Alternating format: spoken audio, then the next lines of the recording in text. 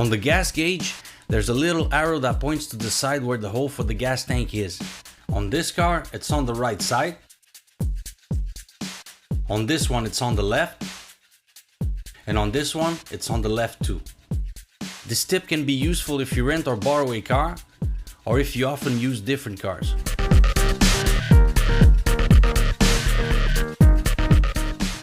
If, when exiting a back street or a narrow street, you have to cross a sidewalk and you don't see to the sides because of the building walls, look for reflections in the doors of the parked cars, if there are any, to see if there's somebody coming on the sidewalk. To what side do I have to turn the steering wheel when backing up? People tend to believe that, for example, if we want to back up to the right, we have to turn the wheel to the left, meaning we have to invert the way we turn the wheel since we're backing up. It's very simple. You always turn the steering wheel to the side where you want to go, no matter if you're backing up or moving forward. If I turn the wheel to the left, I move forward to the left, and if I back up to the left too. If I turn the wheel to the right and move forward, I go to the right, and if I back up, I go to the right too. Example, if I want to parallel park on the right side of the street, I turn the wheel to the right, then I back up.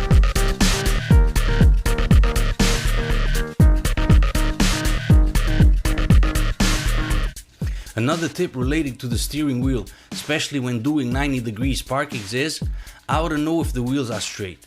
For the wheels to be straight, the steering wheel also has to be straight. But there are 3 positions where the steering wheel can be straight.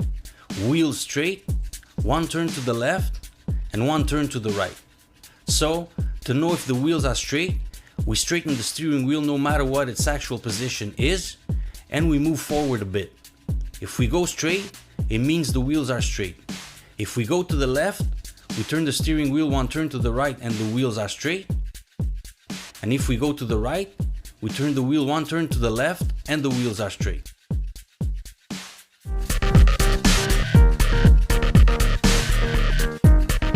Talking about 90-degree parking, here's a very common mistake.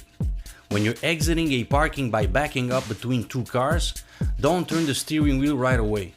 If you do, you'll hit one of the cars, depending on what side you turn your steering wheel. Always back up as much as you can before turning the steering wheel, ideally until you got out of the parking spot completely.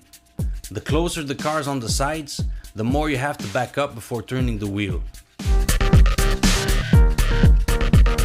If you're driving on a street where there are no parked cars on one side and no visible lines on the asphalt, and you don't know if it's a 1- or 2-way street, look at the panels on the other side of the street. If you see the back of them, like in this case, it means you're on a 2-way street. If you see the front of them, you're on a 1-way street. Here we're approaching an intersection where the stop sign on our side is completely hidden by a bush and we only see it at the last second, which is very dangerous, especially if the cars coming on the other axle don't have a stop sign. In this case, look at the other side of the intersection. If we see the back of a stop sign, it means that we also have a stop on our side. Same thing here with the truck blocking the stop on the right side.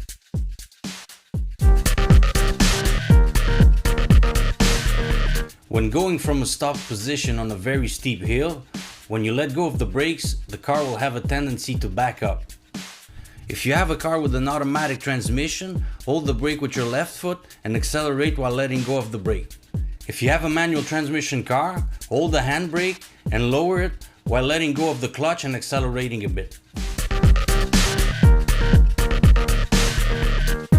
When you try to start the engine and the ignition key won't turn because it's blocked, it's because the steering wheel is also blocked. In that case, move the steering wheel to the left and right with your left hand while turning the key at the same time. Most of the time, the steering wheel is blocked because we tend to lean on it while exiting the car.